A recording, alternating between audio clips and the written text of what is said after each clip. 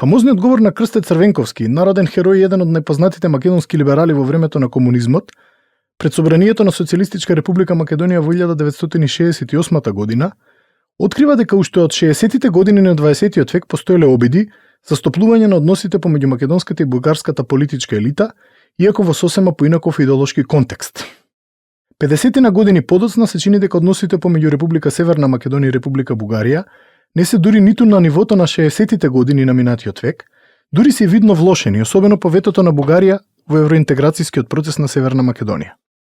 Во овој контекст отворањето на двата културни клуба кај нас во Битола и Охрид, со имиња на контроверзни личности, се чини дека само ја влошува атмосферата не само меѓу двете влади, туку и меѓу двата народа, продлабочувајќи го јазот на недоразбирање и отуѓување. Сепак треба да се има предвид и пресудата на Европскиот суд за човекови права од 2009 година по предметот Сдруженија на граѓани Ратко и Паунковски против Република Македонија, кој нашата држава го загуби, за кој беше приморана да плати одштета на Сдруженијето Ратко. Судот сметаше дека провокативното име не е доволен основ за распуштање на Сдруженијето. Во 2022 година се чини дека историјата се повторува, дотолку повеќе што одветувањето на Тодор Живков пред Јосип Броз Тито дека по македонското прашање ќе се следи Димитровскиот курс, не остана апсолутно ништо, ако воопшто таква намера некогаш и постоела. Почетокот на оваа нова политика го означи средбата помеѓу Тито и Живков во јануари 1963 година во Белград. Ние во Македонија со полно учество и големо внимание ги следевме настаните и се залагавме односите да се разгранат на сите поли. Посебно внимание придаваме на тогашната изјава на председателот на Министерскиот совет на НР Бугарија и прв секретар на ЦК на БКП Тодор Живков, дека бугарското раководство и партија ќе го следат и развиваат Димитровскиот курс по македонското прашање. Таков карактер има и разговорите што ги водевме со Живков и другите бугарски функционери во мај минатата година. И на тие разговори, како и на многу што им предходе, покрај изразената желба за натамошно развивање на сите односи, релектно дојде до израз и разликите во гледањето на проблемите за третман и правата на македонците од Пиринска Македонија во Народна република и останалите во Народна република Бугарија и за односот на голем дел на бугарската историографија спрема минатото на македонскиот народ.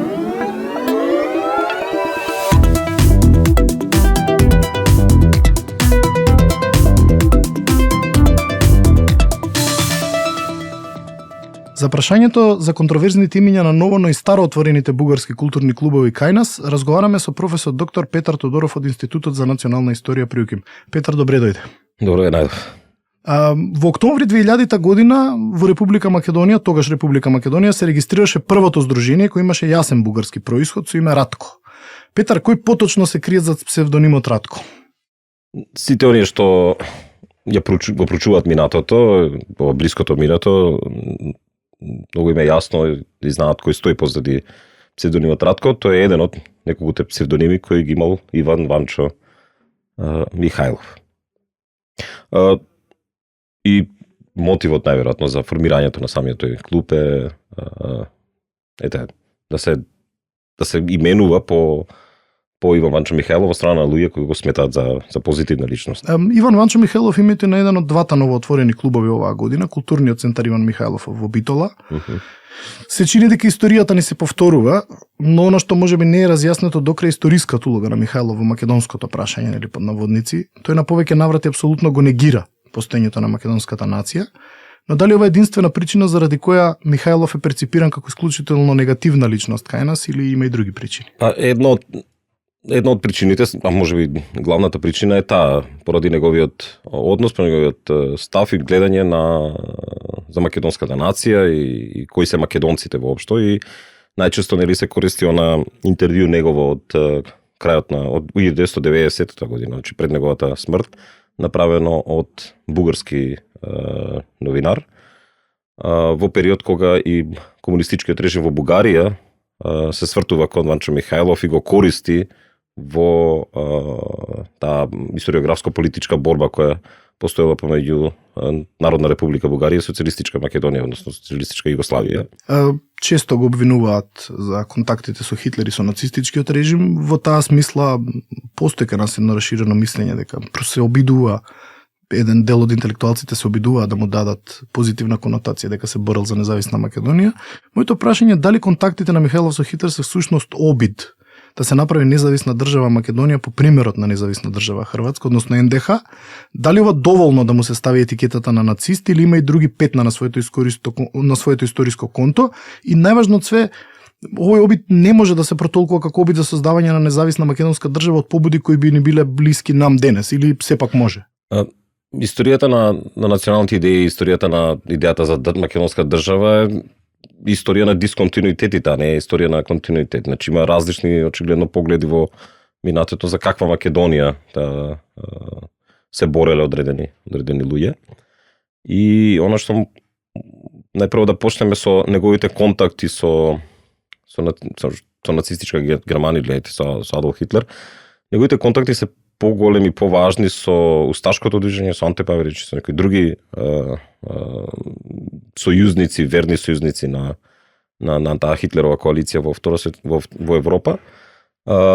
Се разбира да имате контакт со Адолф Хитлер не ве прави по автоматизам фашист, нацист. И можеби тоа не е најголемиот греф кој му се зима на Ванчо Михајлов,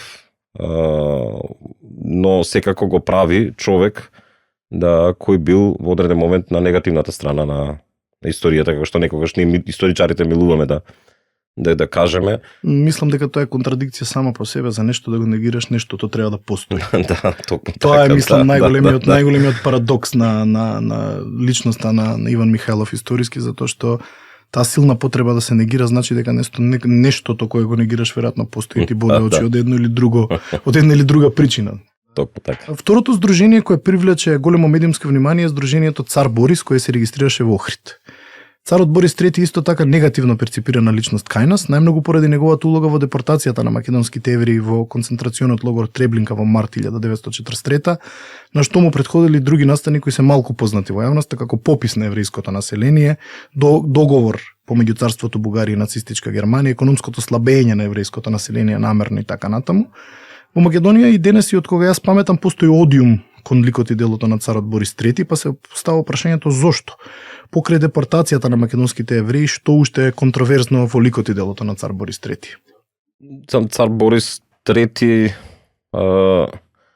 станува збор, ајде вака како испристап како и со Ванчо Михајлов, значи човек кој ја внесува Бугарија на страната на Хитлеровата коалиција, значи заедно со Бенито Мусолини, со Адолф Хитлер, со сите други фашистички водачи во Европа во тоа време, и со тоа го става на некој начин во таа група на личности историски кои одиграле одредена негативна улога, вклучително и многу важно и самата депортација на евреите, но и носењето на тие закони во Бугарија за заштитата на нацијата, кои не се тренд само за Бугарија, туку се општо тренд и за Европа. Например, во Југославија 1940 година се носи исто таков закон кој е дискриминирачки кон еврејското население во кралство Југославија. Цар Борис и неговиот третман во бугарското општество кај нас би било тоа со односот со Ванчо Михајлов, кога и ние самите се обидовме да си го рехабилитираме Ванчо Михајлов, и покрај тоа што знаеме што изјавувал и што правел, и да го третираме како дел од македонската национална историја, кој се борел за македонска држава, па се снимаат документарни филмови за него, неговите следбеници, вклучително Мара Бунева, и беа третирани на начин како се бореле против српската власт. Им се даваше едно сосема друго толкување, до што народот и оние кои се занимаваа со минатото и кои се интересира од минатото го знаеа за овие лица до 90-тите години. Така. Сега, какво е објаснувањето за различната судбина која доживуваат евреите во Македонија и евреите во Бугарија во Втората светска војна?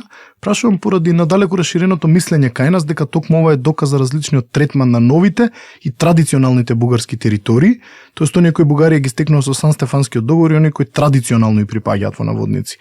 Што би било историски издржана интерпретација на ова прашање ако такво нешто воопшто постои? Знаете, традиционалните, ако може така да ги наречеме, традиционалните историчари имаат постојано една грижа да својата сопствената држава и незината историја да ја представат во најдобро светло, да ја представат како примерен ученик и да не се наметнува некако си вина И тој пристап кој го имаат историчарите е доста селективен и е сушност школски пример за злоупотреба на минатото за партиски, политички или идеолошки цели. Така е, тој проблем на трансгенерацијска вина и во политичката наука многу сложен и многу сентиментален, јас би рекол. На гробот на цар Борис во Рилскиот манастир во Република Бугарија стојат зборовите на својот цар ослободител Борис III признател на Македонија, тоест на својот цар ослободител Борис III благодар на Македонија. Која Македонија точно му се заблагодарува? Ова или она од ова или од онаа страна на границата или пак некоја трета Македонија препознана преку некој романтичен Сан Стефански хронотоп? Него му се заблагодарува онаа Македонија која бугарската политичка интелектуална елита тогаш сака да ја види, да ја поседува исто така. Знаете, постои, ние живееме денеска во Македонија, која се нарекува сега по новото име Република Северна Македонија, и тоа е нашата Македонија, онаа македонска Македонија, каде што живеат македонците, кои се различни и од бугарите, и од грците, и од србите, нели од низините соседи, како што некогаш често и си пееме, ние не сме. Да, тоа и тоа. Тоа, ова сме. Но на Балканот уште во 19-тиот век тоа што го нарекуваме историчарите македонското прашање, па и другите кои се занимаваат по еден или друг начин со минатото, кои го прочуваат, гледаат и грчка Македонија, гледаат и бугарска Македонија, гледаат и српска Македонија, и тоа се нивните обиди да положат право на поседување на таа Македонија. Јас контактирам претежно со полиберални интелектуалци од бугарската страна на кои не им е јасно како може да се отворат бугарски културни клубови со овие имиња. Меѓутоа, оно што живо ме интересира какво е мислењето на вашите бугарски колеги од Мешовитата историска комисија во врска со прашањето на ваквите контравезни личности, каков е ставот на пошироката современа бугарска историографија кон овие за нас контраверзни личности како што се Иван Михајлов или цар Борис III. Во однос на комисијата и колегите од Софија, не сите мислам, мој впечаток е, зашто велам впечаток, бидејќи не сме дискутирале по овие точки, по овие теми. Мој впечаток е дека не сите исто гледаат на тоа прашање, но верувам дека некој од нив, вклучително и кој председател, смета дека Ванчо Михајлов е позитивна личност со оглед на тоа што дека тој самиот присуствувал на погребот на Ванчо Михајлов во Рим 1990 година како представник на председател Желјо Желев. Но има и членови на комисијата кои јавно кажале, професорот Иван Милчев, два пати ректор на Софијскиот универзитет, кој кажува дека навистина не е стрикно да одберете имиња за клубови со кои повеќе направите проблем отколку што ќе градите пријателство, и дека не е тој пристап соодветен и исправен за тоа што е целта, барем декларирано. За прашањето за имињата, односно контроверзата на имињата кои стојат зад новоотворените на оној клуб кој се отвори во 2000 година со име Радко, разговаравме со професор доктор Петар Тодоров од Институтот за национална историја при Универзитетот Кирил и Методи. За историските и политичките аспекти на односите помеѓу Република Северна Македонија и Република Бугарија, а и низ призмата на скорешниот тренд на отворање на бугарски културни клубови, разговараме со политичкиот аналитичар, политолог и поранешен дипломат Ивица Боцевски од Центрот за истражување и креирање на политики. Во својот фамозен говор од 1968 година Крсте Црвенковски на широко елаборира пред собранието на Социјалистичка Република Македонија за бугарско-македонските односи и состојбата на македонското малцинство во Бугарија. Ивица се чини дека ветувањето кој Живков му го дава на Тито, а за кое сведочи Крсте Црвенковски, а тоа е дека по македонското прашање НР Бугарија ќе го следи курсот на Димитров, не го издржа тестот на времето, а особено не во јазична смисла каде македонскиот јазик како конститутивен дел од идентитетот се негира во корен од страна на Бугарија. Ти се чини ли дека ситуацијата е можеби полоша во оваа смисла од онаа во 1968 година? Дефинитивно е полоша, и тоа е трагедијата на историјата на Македонија и на Бугарија како демократски држави по падот на железната завеса и по падот на реал-социјализмот. Очекувањата беа дека посебно по она првично признавање на Македонија на 15. јануари 1992 година, дека Македонија и Бугарија ќе започнат да испишуваат една различна историја на меѓусебните односи, историја полно со взаемно уважување и едно чекорење заедничко кон европската иднина. За жал, во моментов односите се далеку полоши отколку што во надирот, значи во најдолната точка на односите во времето на Социјалистичка федеративна република Југославија, Социјалистичка република Македонија и Народна република Бугарија. Имено дури и тогаш македонското прашање било дамокловиот меч кој што висел над југословенско-бугарските односи. Сакав да прашам, го спомена ти овој проблем, признавањето, прва република која не призна, прва држава која не призна, беше практично Бугарија. Дали признавањето на Република Македонија тогаш од страна на бугарската држава и тоа меѓу првите беше можеби еден вид залажување за тоа дека следи нова ера на односи во билатерална сфера? И сега ќе кажам и зошто беше. Значи веќе во првиот чин една од работите која што ние ставивме под тепих е дека претседателот Желев демонстративно ја прекина првата негова официјална посета на Република Македонија. Зошто? И јас сум го заборавил. Да, затоа што требаше се потпишат меѓудржавни договори на македонски и на бугарски јазик. Тој не беше подготвен да пристапи кон едно такво потпишување на договори на македонски и на бугарски јазик. Заради севкупните односи кои што беа тогаш околу нас, не до крај признаени, војни во Југославија, едноставно паметна била одлуката во тој момент да се каже ај сега да не правиме уште еден проблем или да не го ескалираме проблемот. Проблемот постал. Да. Меѓутоа тоа беше случај. И не само тоа, договорните односи меѓу двете земји ги немаше практично се до моментот додека не се смисли на несреќна формула или според уставите на двете земји. Дали сметаш дека активностите на отворениве бугарски клубови во државата се исклучува за афирмација на културни вредности? Зошто таа афирмација мора нужно да се одвива низ призма на негација на македонскиот јазик и идентитет? Тоа е проблемот. Значи, мислам дека има едно оптоварување во бугарскиот национален наратив, кое што е навистина е чудно. Таму навистина верува дека бугарската нација се хомогенизирала во 6 век од нашата ера, нели? И од тогаш вака си плови низ историјата како хомогена маса, нели? Што е апсурдна теза. Со заедничка историја со се до 1944 година кога Јосип Брз Тито Коминтерната, не знам кој, им го испрал мозокот и одеднашка тоа ткиво национално е откорнато, доживеле колективна амнезија, 2 милиона луѓе. Да, точно, и тие се станале македонци. Сега, според нивниот наратив, во моментот кога ќе се демократизира Македонија, ова ќе падне како кула од карти и големата таа бугарска нација пак ќе се обедини, значи паузата од 44-та ќе продолжи нели по демократизацијата. Сега, од таа страна не гледат, веќе се демократизира земја во 89-90. Да. Не се случи ништо. Да. Сакам да те прашам нешто од дипломатската кариера, малце по-воопштено, со обзир дека нели да биде малце по-генерално. Каква е дипломатската практика во културна дипломатија на држави при отварање на какви културни клубови? Дали во оваа смисла треба да постои барем минимално почитување на историските перцепции, политичкиот, а особено безбедностиот контекст на државата домаќин? Види, значи ако го нема тоа, нема дипломатија. Немаш ти значи една од основите на дипломатијата е градење на мостови. И не само тоа, немаш ти се да отвараш некој културен клуб под дипломатска закрила и да правиш проблем кај домаќинот. Има некоја елементарна пристојност, нели? Како вика, дипломатијата почнува наму кај што завршува домашното воспитување. Така. И сега кога си кај некој гостин во куќа, па не правиш бели, нели? Тоа е целата работа. Значи културен клуб треба да видиме, нели, кој е сега водечкиот, не знам, македонски сликар, бугарски сликар, вајар, музичар и така натаму. Нужен предуслов е да не се создаде отпор од самиот старт. Какво беше твоето лично искуство со бугарските дипломати? Кога се допревте до вакви историски контроверзни теми и личности? Имавте ли некој барем заедничко некаква дипломатска перцепција на историјата? Идејата е како ние сепак да има размена. Да има размена без претензии да го менувам, да го запознам, нели?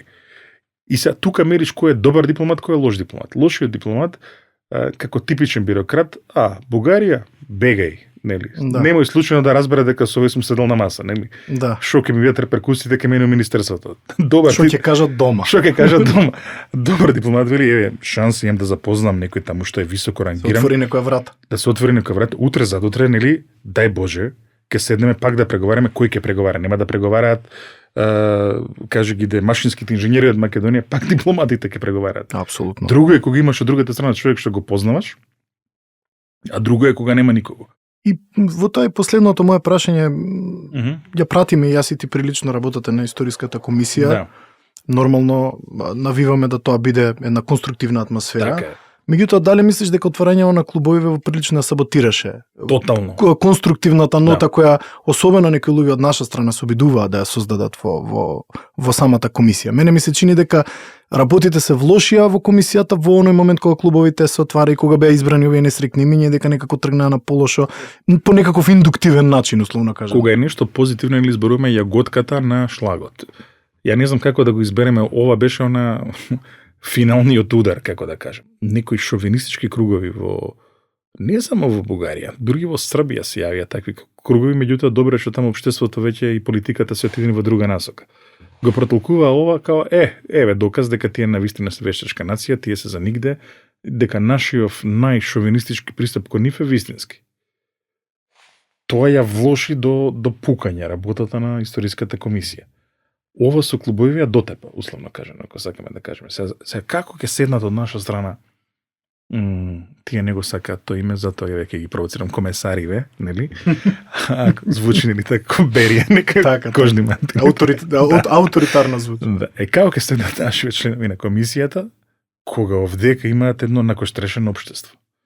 Сега, они, значи, и тие таму, и овие овде, почиваат на своето општество, треба да се вратат да живеат во тоа општество. И сега овој ти отвара клубови, не само тоа, те ги виде и иконографијата, оној клубот која го отвара во Охрид. Со оние црни мајци, со оние знамиња, се гледаш, шо е ова, 2022 година. Да, изненаден си комплетно. И сега, од друга страна на тоа, даваш државна подкрепа. Да. Не може така. Значи, атмосферата во моментов е премногу затруена, за да можат да седнат и да прават нормален муабет. И не само тоа, туку еве ова што го слушаме, она што мене ми пречи, например, до толку ја и ти знаеме да читаме. Забележуваш на медиумската подготовка пред секоја средба на комисијата од бугарска страна. Од таму медиумската подготовка е, демек, ние го ставивме ултиматумот, нивно е да го прифатат целосно. Исто, например, еве, работи кои што, например, не бива. Ако, еве, Европската Унија реши, дај Боже, да ја прими Македонија и целиот Западен Балкан во Европската економска зона. Да. Шо ќе се случи следната секунда? Следната секунда сите овие луѓе, 60 на 70 што извадиле бугарски пасоши, ги фрлаат во ѓубре. Да. Што не им требаат. И паѓа едно од тезите. Паѓа едно од тезите. Еве, тоа беше потек. Некој таму навистина мислеше дека тоа ќе ја бугаризира Македонија, нема врска.